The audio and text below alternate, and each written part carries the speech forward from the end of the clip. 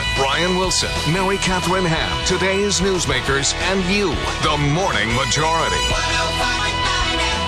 105.9 AM 630. WMAL. 8:07, and guys, I think you'll back me up on this. I stand behind no man when it comes to a love of gadgets. I love my gadgets. I love anything that has batteries and headphones and little pictures and things that to go whiz and burr and all kind of stuff. I love gadgets under $10. Well, we have with us today... Good luck with that. Jim Berry. Yeah, you're not much of a gadget.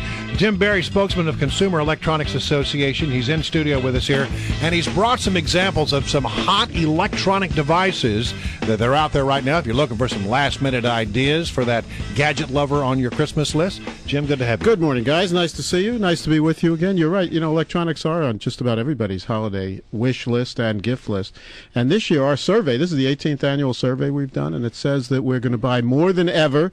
Electronics are a bigger part of the equation, about a third of all the gifts we're going to give. It's really interesting to see what we want. If you compare to the earliest wish list back in the mid-'90s when people wanted things like answering machines and VCRs, and they might as well have been asking for Victrolas when you look at some of the stuff that's on there.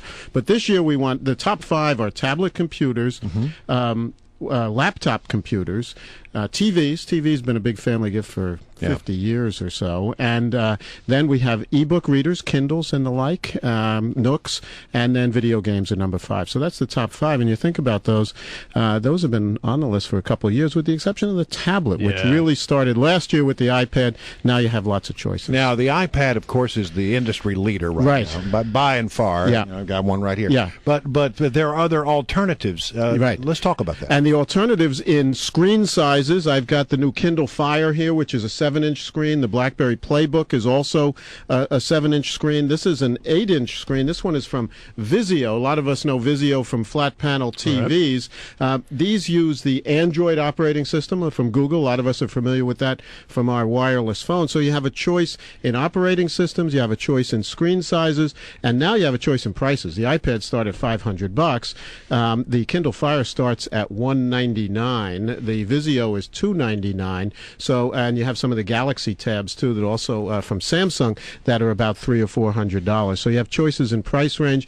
For a lot of us, it's a lot about the apps. You know, there's a zillion apps for iPad. There's also about close to a zillion apps for the Android. So if that's what you're looking for, especially apps that do better on that 7, 8, or 10-inch screen rather than on the little screen on your smartphone. Now, Apple in the iPad, you can get the service where you can still get online from anywhere. The 3G, so it's almost like a phone. Right. Can you do that with the other? That's another difference with these. But neither the Kindle Fire nor this Vizio, they use just Wi-Fi to get online. Okay. So that's another thing I often tell people when you're thinking about it. You know, the research has shown, especially with the iPad, most people use that at home, not traveling, around the house. Very, very handy to get online, do social networking, all that kind of stuff.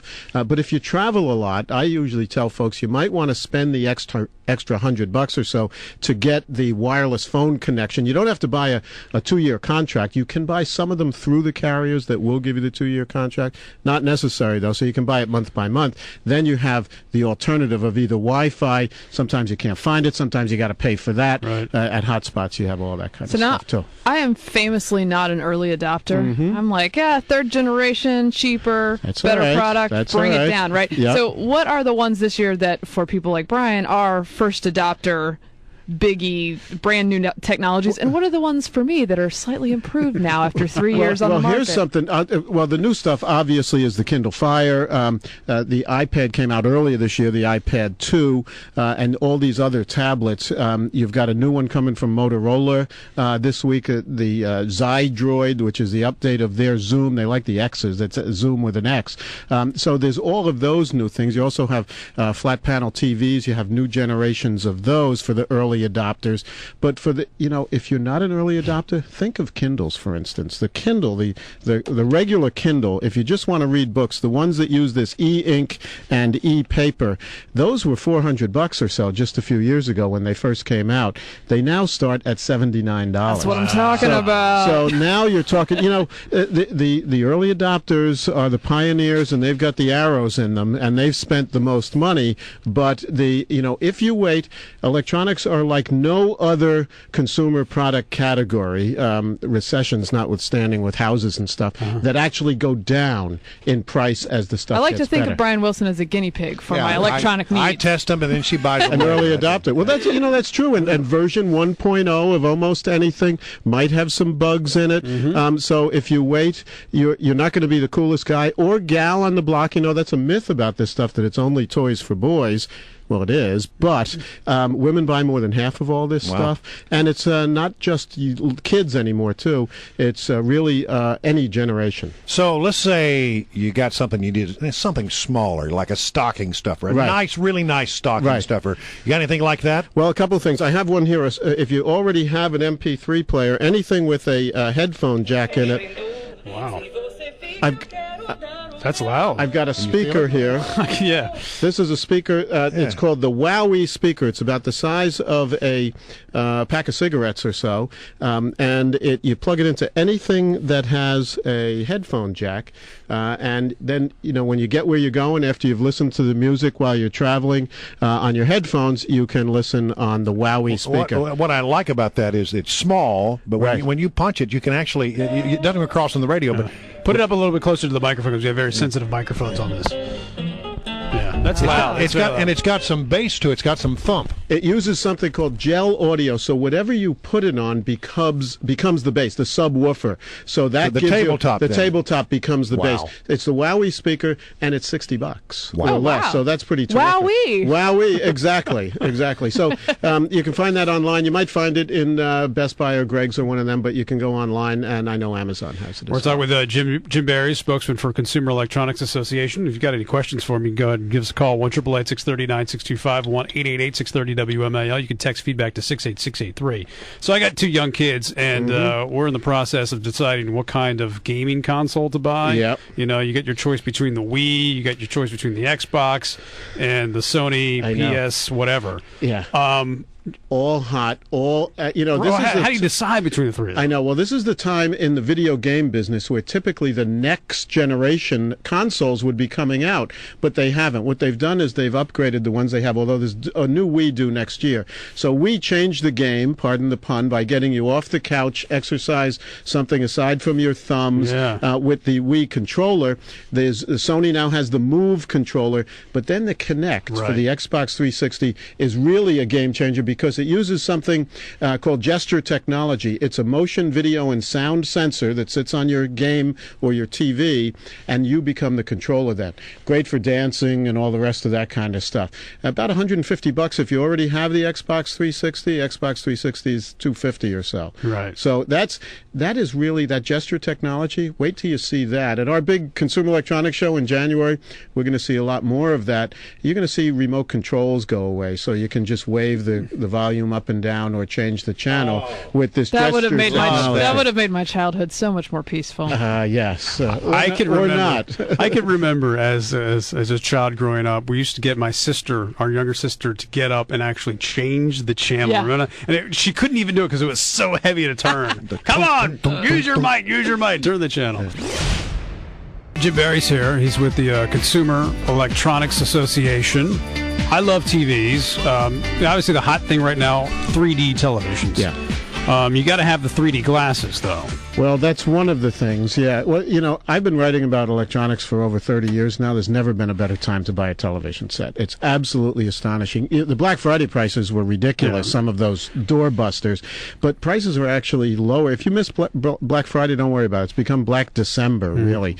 And TVs, when HDTV was introduced 11 years ago, 12 years ago, they were $5,000, $10,000. Now they start at just a couple of $100. The two big innovations in recent years are 3D, which you mentioned, and also what we call connected TV or smart TV, or as we call in Boston, smart TV. So you've got, and what that really means is the convergence of the internet and television. And you've been able to do that for a few years with a separate box, whether it's a Blu-ray player with Netflix built in, or Hulu, or Vudu, or Apple TV, one of those. Now we're seeing more of that built into the TV, and some of them are just what they call widgets, so it might be some dedicated thing like Netflix or Yahoo, or it might be the full internet. So in the coming years, are you watching TV, you're watching the internet, who cares? It doesn't make any difference. But so that's one thing. 3D, not ready for everybody yet. No. However, we buy about 2 million 3D TV sets this year. There's two types that need the glasses. One is what they call active. They have a little battery in. Those are the glasses that are expensive. Prices have come down on those to under $100, so that's still pretty steep. Then you have the passive ones that is variations on, but a lot cooler than the ones we used in the 50s in movie theaters. Yeah. So you're seeing that come. If you're into sports, ESPN, 3D, 24 hours a day, every day. For everyone else, it's pretty much special events. If you're going in to buy a 50-inch TV or 40 or 50-inch, look at the price comparing the HD one to the 3D one. I'll bet you'll find it's $100 or so difference.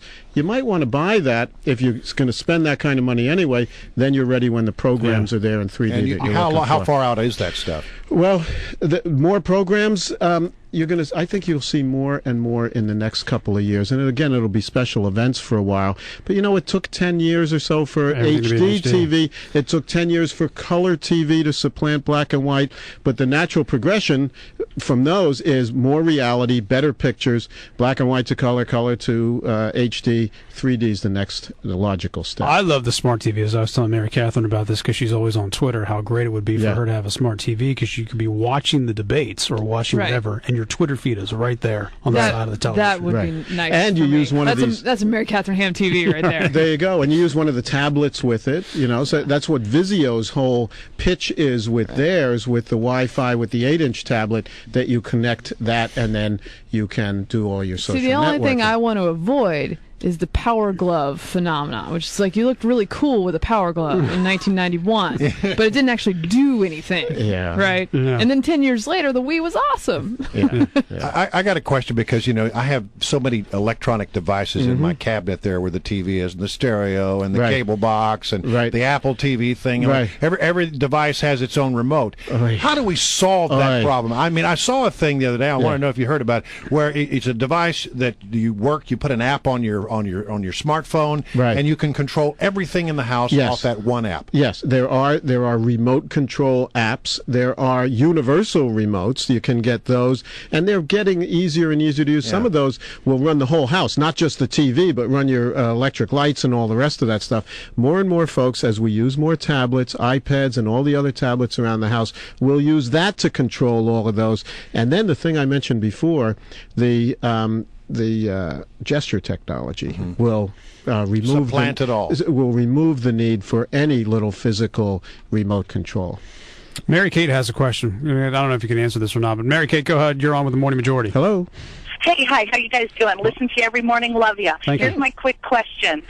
So if you have a kid who's learning disabled and they need what's called text-to-speech, they need to be able to download a book on the device. They need to be able to read the book off the device, but also have the book read to them so they can hear it.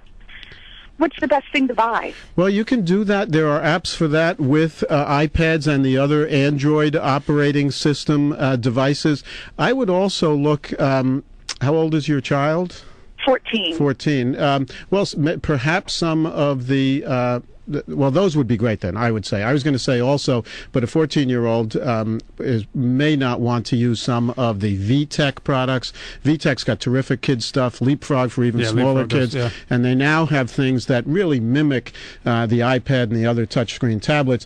And, there's this whole, I've read a lot of stories about iPads for little kiddos and stuff. My kid's a little older now, but I don't think I would have been giving my girls a $500 iPad when they were 5 or 6 years old. So you have some other choices with some of those others. But it sounds like the app market is the way to go. I think the app market is the way to go. You have that voice recognition, speech recognition, and all of that kind of stuff. Things like Siri coming as well. I'm a big fan of the Siri. Yeah, that's right. Awesome. Are there things out there like that? Yeah. Oh, yeah. You've got.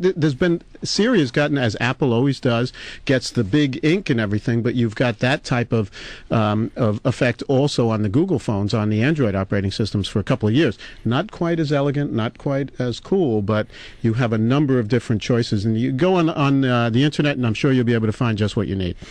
Jim, great to have you in, as always. Nice to see you guys. A lot of fun. Great. You can leave a few of those things here if you And I like a place where everybody is, people are calling in, or Mary Kate's. We have Mary Catherine here. I know. We're taking over. My wife, Kathleen Mary, would be happy to hear. You feel like you're in New England, don't you? Yes. Jim Barry, spokesman for Consumer Electronics Association, with us.